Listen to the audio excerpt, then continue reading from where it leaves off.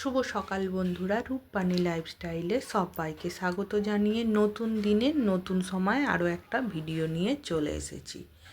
সকালের সমস্ত কাজ সেরে এক কাপ চা নিয়ে বসেছি। এই চাটুকুই শান্তিভাবে খাই, কারণ এটা না খেলে সারাদিন চলা যায় না। চা খাওয়া শেষ করে রান্নাঘরে চলে এসেছি। মেয়ের আজকে টিফিনে ম্যাগি নিয়ে যাবে, তাই ম্যাগিটা বানিয়ে ফেলছি। ম্যাগি বানিয়ে রেখে তারপরে গ্যাসতে ভাত বসাবো, কারণ সঙ্গরি হয়ে যাবে। যেহেতু আজকে শনিবার নিরামিষ, তাই বলছি সবজি করবো একটা। বলছে না, সবজি করলে আমি খাবো না, যদি ডাল বড়াকে আলু দিয়ে তরকারি করে দাও আর ভেজে দাও তাহলে খেয়ে যাব। আবার ভাবলাম সেই তো সবজি ফবজি খায় না, তাহলে করি। কিন্তু কি করব বলো তো বন্ধুরা, এই সকালবেলা ডাল বেটে বড়া তৈরি করা না অনেকটা চাপের থাকে। আবার যদি বলি বৃহস্পতিবারে করে দেবো, তখন বলে বৃহস্পতিবারে আঁকতে যাই, তখন তোমার তাড়াতাড়ি থাকে। মানে ওর কাছে কিছু একটা কথা বললে তার উত্তর ওর আছে। যেহেতু ডাল বাটার জন্যে মিক্সি বার করা হয়েছে, তাই তরকারির মশলাটাও করে নিলাম। ওইদিকে ওকে পড়াতে দিয়ে আমি এদিকে কাজ করছি। চলে এসেছি রান্নাঘরে, সমস্ত কিছু জোগাড় করে নিয়ে বড়াটার মধ্যে একটু নুন হলুদ সমস্ত কিছু দিয়ে, কড়াতে জল ছিল সেটা মুছে একটু তেল দিয়ে দিলাম।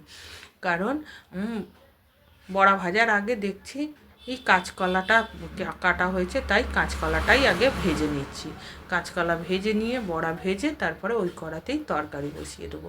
ভাতটা হচ্ছে সেই দিকে, এদিক থেকে তোমরা মনে হয় দেখতে পাচ্ছ না, ভাতটা ওই দিকে হচ্ছে। যেহেতু হাঁড়িটা ছোটো তো তাই এটা দেখা যায় না। বড় হাঁড়িটা বসালে হতো, বড় হাঁড়িটা আবার রবিবার দিন বসাবো। এইদিকে মিক্সি থেকে ডালটা নিয়ে নিয়েছি, এবার একটু ভালো করে ফেটিয়ে দিই। সকালবেলা হুড়োহুড়ি করে আর ফাটানো যাবে না,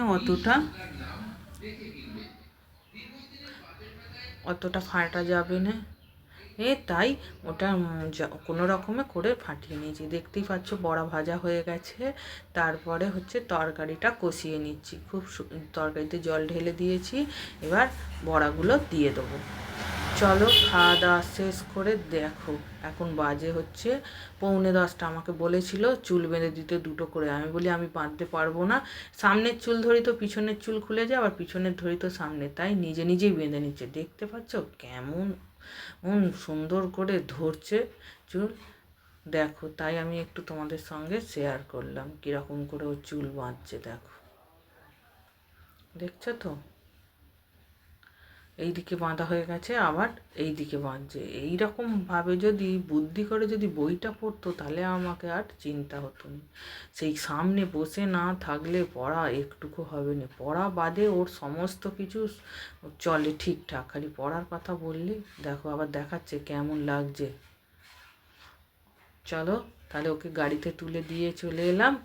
এসে এবার আমি সকালের খাবারটা নিয়ে বসেছি। আমার সকালের খাবারে ছিল দুটো রুটি, একটা কলা, আর ওই কি বলে ভাতেরই তরকারি একটু নিয়ে নিয়েছি আলাদা করে, আর তরকারি করা হয়নি। চলো খেতে খেতে আজকের ভিডিওটা এখানেই শেষ করছি।